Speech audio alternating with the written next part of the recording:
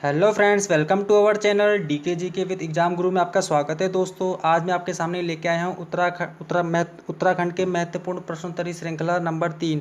ये आपके आने वाले एग्जाम के लिए आपके लिए महत्वपूर्ण साबित हो सकते हैं। तो ये मेरा तीसरा पार्ट है दोस्तों। चलिए स्टार्ट करते हैं टेस्ट। पहला क्वेश्चन आपके सामने ये रहा, धार्मिक कार्य हेतु जनता पर मांगा नामक कर किसने लगाया था? धार्मिक कार्य हेतु जनता पर मांगा नामक कर किस शासक ने लगाया था? यहाँ पे चंद शासकों की बात हो रही है, बताइए दोस्तों। ऑप्शन देखिए आप। इसका आंसर है ऑप्शन नंबर ए, बाज बहादुर चंद ने ही धार्मिक कार्य हेतु जनता पर मांगा नामक कर लगाया था। बाज बहादुर चंद चंद वंश का 50वां शासक था और बाज बहादुर चंद तीलू रोतीली के समकालीन भी थे। ये भी नोट करिएगा दोस्तों, बाज बहादुर चंद तीलू रोतीली के समकालीन भी रह चुके हैं। तीलू रोतीली का नाम तो सुना होगा आपने। इनकी घोड़ी का नाम क्या था? बिंदुली। और बाज बहादुर चंद का जो टाइम पीरियड है 1638 से 1678 के बीच में रहा है। और बाज बहादुर चंद ने ही बाजपुर नगर की स्थापना की थी। और औरंगजेब के दरबार में इसने अपने दो राजगुरु भी भेजे थे, जो परवत सिंह गोसाई और दूसरे पंडित शिवराम पांडे थे। और कुमाऊं क्षेत्र पर जजियानामा कर भी लगाया था बाज बहादुर चंद ने ही। कुमाऊं क्षेत्र पर जजियानामा कर बाज बहादुर चंद ने ही लगाया था, ये भी नोट करिएगा। तो दो मोस्ट इंपॉर्टेंट क्वेश्चन है, जजियानामा कर बाज बहादुर चंद और मांगा नामक कर बाज बहादुर चंद। और बाज बहादुर चंद ही था जिसने मल महल अल्मोड़ा से नंदा देवी की मूर्ति स्थापित की थी। इन्होंने मल महल अल्मोड़ा में नंदा देवी की मूर्ति भी स्थापित की थी, बाज बहादुर चंद ने ही। तो इसका आंसर है ऑप्शन नंबर ए, 50वां शासक था है चंदवंश का। चलिए देखते हैं दूसरा क्वेश्चन।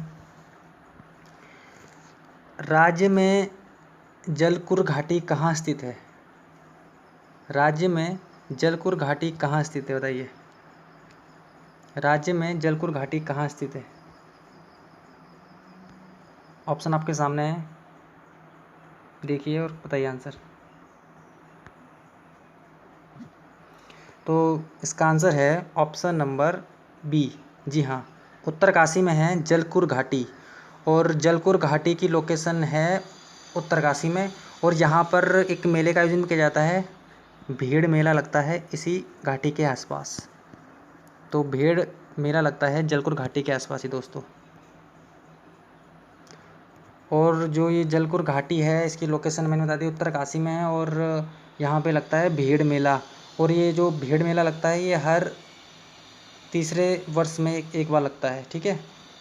हर 3 साल में एक बार जलकुर घाटी में भीड़ मेले का आयोजन भी किया जाता है, ये भी नोट करिएगा। तो इसका आंसर है ऑप्शन नंबर बी, जलकुर घाटी कहाँ है? उत्तरकाशी में। चलिए देखते हैं नेक्स्ट क्वेश्चन। अगला क्वेश्चन है, राज्य में पहाड़ी बकरी किसे कहा जाता है? राज्य में पहाड़ी बकरी किसे कहा जाता है, बताइए। राज्य में पहाड़ी बकरी किसे कहा जाता है? तो इसका आंसर है दोस्तों ऑप्शन नंबर ए, चंद्रकुरबा एतवाल को ही पहाड़ी बकरी कहा जाता है। यहाँ पे आप थोड़ा कंफ्यूज हो गए होंगे, क्योंकि पहाड़ी बकरी इंग्लिश में कहते हैं माउंटेन गोट। तो माउंटेन गोट भी चंद्रप्रभा एतवाली हैं, ठीक है। तो माउंटेन गोट आए चाहे पहाड़ी बकरी आए, तो इसका आंसर क्या होगा? ऑप्शन नंबर ए, चंद्रप्रभा एतवाल को ही पहाड़ी बकरी कहा जाता है।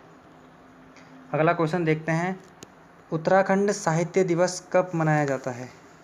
उत्तराखंड साहित्य दिवस कब मनाया जाता है, बताइए दोस्तों। इसका आंसर है ऑप्शन नंबर सी, जी हाँ, 19 सितंबर को ही उत्तराखंड साहित्य दिवस मनाया जाता है। और ये आपकी शैलेश की पुण्यतिथि के अवसर पर मनाया जाता है। अब शैलेश कौन है? जी हाँ, हरिदत्त भट्ट शैलेश की बात ही हो रही है, एक महान साहित्यकार हैं। हरिदत्त भट्ट शैलेश की पुण्यतिथि पर ही उत्तराखंड साहित्य दिवस मनाया जाता है। तो आंसर क्या है? ऑप्शन नंबर सी, 19 सितंबर को ही उत्तराखंड साहित्य दिवस मनाया जाता है। और हरिदत्त भट्ट शैलेश का जन्म हुआ था 1926 में, ये भी याद करिएगा। 1926 में हरिदत्त भट्ट शैलेश का जन्म भी हुआ था। चलिए अगला क्वेश्चन देखते हैं।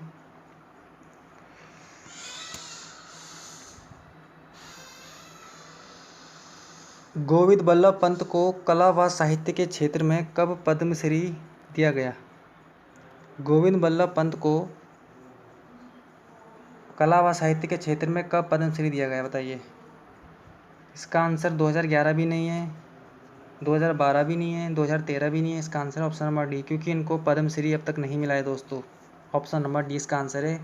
साहित्यकार गोविंद बल्लभ पंत की बात करूँ तो इनका जन्म हुआ था 1898 में अल्मोड़ा में रानीखेत।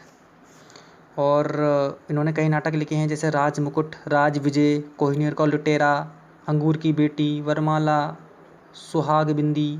और उपन्यास भी इनके कई, प्रतिमा, मैत्री, यामिनी, मुक्ति के बंधन, नूरजहाँ। और 1994 में इन्हें कुमाऊं यूनिवर्सिटी द्वारा डॉक्टरेट की मानद उपाधि भी मिली थी। ठीक है, इसका आंसर क्या, ऑप्शन नंबर डी। इनको अब तक पद्मश्री नहीं दिया गया है दोस्तों। चलिए अगला क्वेश्चन देखते हैं। इनमें से कौन सा बुग्याल चमोली में नहीं है, बताइए। इनमें से कौन सा बुग्याल चमोली में नहीं है दोस्तों, बताइए। थाला बुग्याल, राहली बुग्याल, बताइए, या बैटरीधार बुग्याल। क्या है इसका आंसर? इसका आंसर है ऑप्शन नंबर डी, क्योंकि ये सभी बुग्याल पिथौरागढ़ में हैं। कहाँ है? पिथौरागढ़ में। तो इसका आंसर क्या हो जाएगा, ऑप्शन नंबर डी। चमोली के बुग्याल की बात करें तो बहुत से बुग्याल हैं। पांडुसेरा है, पांडुसेरा बुग्याल हो गया, मनणी बुग्याल, चौमासी बुग्याल, जलीसेरा बुग्याल, कंडाई बुग्याल, केला बुग्याल, तितली बुग्याल, चंद्रशिला बुग्याल, कुंवारी बुग्याल, भूना बुग्याल, वेदिनी बुग्याल। बहुत सारे बुग्याल है दोस्तों चमोली में। तो नोट करिएगा, इसका आंसर है ऑप्शन नंबर डी, क्योंकि ये सारे बुग्याल पिथौरागढ़ में हैं, चमोली में नहीं। चलिए अगला क्वेश्चन देखते हैं। अगला क्वेश्चन है, कालू हिसालू का वानस्पतिक नाम क्या है? कालू हिसालू का वानस्पतिक नाम बताइए दोस्तों, क्या है? इसका आंसर है ऑप्शन नंबर बी, रूबस नीवियस। कालू हिसालू का वास्तविक नाम, वानस्पतिक नाम है रूबियस नीवियस। और जो रूबस इलेक्ट्रिकस है ये आपका हिसालू का नाम है। ठीक है, अगर हिसालू आए, हिसालू का वानस्पतिक नाम आए तो रूबल इलेक्ट्रिकस, अगर काला हिसालू आए तो रूबस नीवियस। और यहाँ पे दिया गया है कैनिबस स्टाइवा। तो कैनिबस स्टाइवा है ये, स्टाइवा का जो ये भांग का वानस्पतिक नाम है दोस्तों। आप तो जानते होंगे भांग के बारे में। तो भांग का वनस्पति नाम है केनियस स्टाइवा। और रूबस नीवियस है काला हिसालू का, और रूबस इलेक्ट्रिकस है हिसालू का। चलिए अगला क्वेश्चन देखते हैं। थल नदी स्थित है, बताइए। थल नदी कहाँ स्थित है? थल नदी कहाँ स्थित है? इसकी लोकेशन पिथौरागढ़ तो नहीं है। आप सोच रहे हैं थल मेला पिथौरागढ़ में लगता है, तो पिथौरागढ़ में होगा। इसका आंसर है ऑप्शन नंबर बी। इसका आंसर है option number B, Pauri Garhwal में है थल नदी। और ये पौड़ी गढ़वाल डाडा मंडी इसी के पास में बसा है, थल नदी के। डाडा मंडी, ठीक है, डाडा मंडी के पास में बहती है थल नदी। और डाडा मंडी में एक मेला भी आयोजन किया जाता है, गिंदी मेला, जो पौड़ी में लगता है। गिंदी मेला कहाँ लगता है? पौड़ी गढ़वाल में ही लगता है ना गिंदी मेला। तो थल नदी पौड़ी गढ़वाल में स्थित है। ऑप्शन नंबर बी इसका आंसर हो जाएगा। चलिए अगला क्वेश्चन देखते हैं। मुधेड़ आभूषण निर्मित है, बताइए। मुधेड़ आभूषण किससे निर्मित है? इसका आंसर है ऑप्शन नंबर ए। जी हाँ, यह सोने से निर्मित आभूषण है जिसे कान पर धारण किया जाता है दोस्तों। कहाँ पहना जाता है ये मुधेड़? कान पर। और सोने का है दोस्तों ये। और मुधेड़ का अन्य नाम मुनाड़ भी है दोस्तों, कन्फ्यूज मत होना। मुधेड़ आए या मुनाड़ आए, एक ही बात है। मुधेड़ या मुनाड़ आभूषण सोने का है बना, और कान पे इसको धारण किया जाता है। ठीक है, कान पर। तो इसका आंसर क्या हो जाएगा? ऑप्शन नंबर ए, सोने का है मुधेड़ आभूषण निर्मित। द्रोणांचल प्रहरी समाचार पत्र, बताइए। द्रोणांचल प्रहरी समाचार पत्र शुरू किया था, किसने किया था द्रोणांचल प्रहरी समाचार पत्र? इसका आंसर है ऑप्शन नंबर ए, विपिन चंद्र त्रिपाठी की ये द्रोणाचल प्रहरी। ये एक पाक्षिक पत्र था और 1971 में इसका प्रकाशन हुआ था दोस्तों। 1971 में पाक्षिक समाचार पत्र, पाक्षिक था ये, और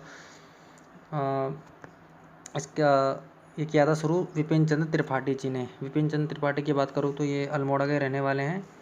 1945 में इनका जन्म हुआ था और इन्हें उत्तराखंड क्रांति दल का थिंक टैंक भी कहा जाता है। तो इसका आंसर हो जाएगा ऑप्शन नंबर ए, विपिन चंद्र त्रिपाठी ने शुरू किया था द्रोणाचल प्रहरी समाचार पत्र। अगला क्वेश्चन देखते हैं, नथवा तथा ताल बुग्याल की लोकेशन कहाँ है? नथवा तथा ताल बुग्याल है उत्तरकाशी में, बी आंसर। निम्न में से कौन सा मिलान, इनमें से कौन सा मिलान सही है बताइए? पदमपुरी, नैनीताल, कटघरिया, हल्द्वानी, सिद्धाश्रम, शीतला खेत। दोस्तों ये क्या चीज़ है पता है आपको? ये एक पद्मापुरी आश्रम है एक दोस्तों, जी हाँ। सिद्धाश्रम हो गया, कटघरिया आश्रम हो गया, कहाँ है इसकी लोकेशन? पद्मापुरी नैनीताल में है, करेक्ट है। तो कटघरिया, हल्द्वानी, नैनीताल करेक्ट है। सिद्धाश्रम, शीतला खेत ये भी सही है। तो सारे के सारे करेक्ट है इसमें। तो इसका आंसर हो जाएगा ऑप्शन नंबर डी, पद्मपुरी आश्रम मिलेगा नैनीताल में, कटघरिया आश्रम मिलेगा हल्द्वानी में, सिद्धाश्रम मिलेगा शीतला खेत में। तो इसका आंसर क्या हो जाएगा? Option number D. चलिए अगला क्वेश्चन देखते हैं, कालू सैयद मंदिर कहाँ स्थित है? कालू सैयद मंदिर की लोकेशन कहाँ है बताइए? कालू सैयद मंदिर, इसकी लोकेशन है नैनीताल में और बेसिक प्लेस कहे तो हल्द्वानी में है ये, ठीक है। कालू सैयद मंदिर की लोकेशन कहाँ है? हल्द्वानी में, नैनीताल में। और यहाँ पे ना बीड़ी का प्रसाद चढ़ाया जाता है दोस्तों। कालू सैयद मंदिर में बीड़ी का प्रसाद चढ़ाया जाता है, इसे भी नोट करिएगा आप। ये भी बन सकता है क्वेश्चन कि नैनीताल के किस मंदिर में बीड़ी का प्रसाद चढ़ाया जाता है? तो आंसर क्या होगा? कालू सैयद मंदिर, हल्द्वानी। नेक्स्ट क्वेश्चन है, कुमाऊं का बेताज बादशाह हेनरी रैमजे पुस्तक किसने लिखी है दोस्तों? कुमाऊं का बेताज बादशाह हेनरी रैमजे पुस्तक किसने लिखी है?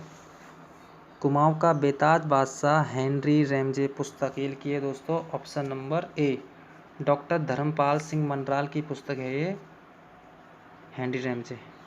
ये आंसर हो जाएगा इसका। शांतिलाल त्रिवेदी का जन्म हुआ था कहाँ बताइए? अल्मोड़ा में हुआ था क्या? नहीं, कहाँ हुआ था? शांतिलाल त्रिवेदी याद आया? यही है जिन्होंने अल्मोड़ा के चनौदा आश्रम में गांधी आश्रम की स्थापना की थी 1937 में। तो कहाँ के थे ये? इसका आंसर है ऑप्शन नंबर डी, इनमें से कोई नहीं, क्योंकि इनका जन्म हुआ था गुजरात में। शांतिलाल त्रिवेदी का जन्म हुआ था गुजरात में, ठीक है। तो इसका आंसर क्या हो जाएगा? ऑप्शन नंबर डी, इनमें से कोई नहीं। चलिए, लिंचोली नामक स्थान है कहाँ? इसका आंसर है ऑप्शन नंबर डी, रुद्रप्रयाग में स्थित है दोस्तों लिंचोली। और ये लिंचोली जो है ये मंदाकिनी नदी के तट पर स्थित है। लिंचोली मंदाकिनी नदी के तट पर स्थित है। आंसर क्या हो जाएगा? Option number D, Rudraprayag. अगला क्वेश्चन है,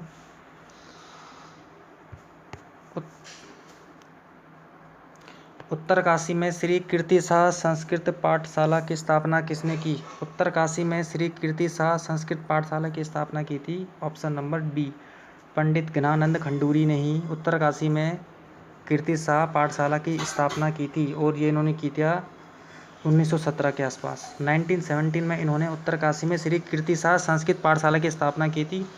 और पंडित ज्ञानानंद खंडूरी को कहा जाता है उत्तराखंड में दानवीर कर्ण। गढ़वाल का दानवीर कर्ण किसे कहा जाता है? तो गढ़वाल का दानवीर कर्ण कहा जाता है पंडित ज्ञानानंद खंडूरी को ही। इसका आंसर क्या हो जाएगा? ऑप्शन नंबर बी, पंडित ज्ञानानंद खंडूरी। पौड़ी गढ़वाल में इनका जन्म हुआ था 1882 में, ठीक है। चलिए, राजपूत चित्रकला पुस्तक किसकी है? राजपूत चित्रकला पुस्तक किसने लिखी है बताइए? इसका आंसर है option number C, Kumar Anand स्वामी ने ही राजपूत चित्रकला पुस्तक लिखी है। और इस पुस्तक में इन्होंने मोलाराम को गढ़वाली शैली का आचार्य घोषित किया है, ठीक है।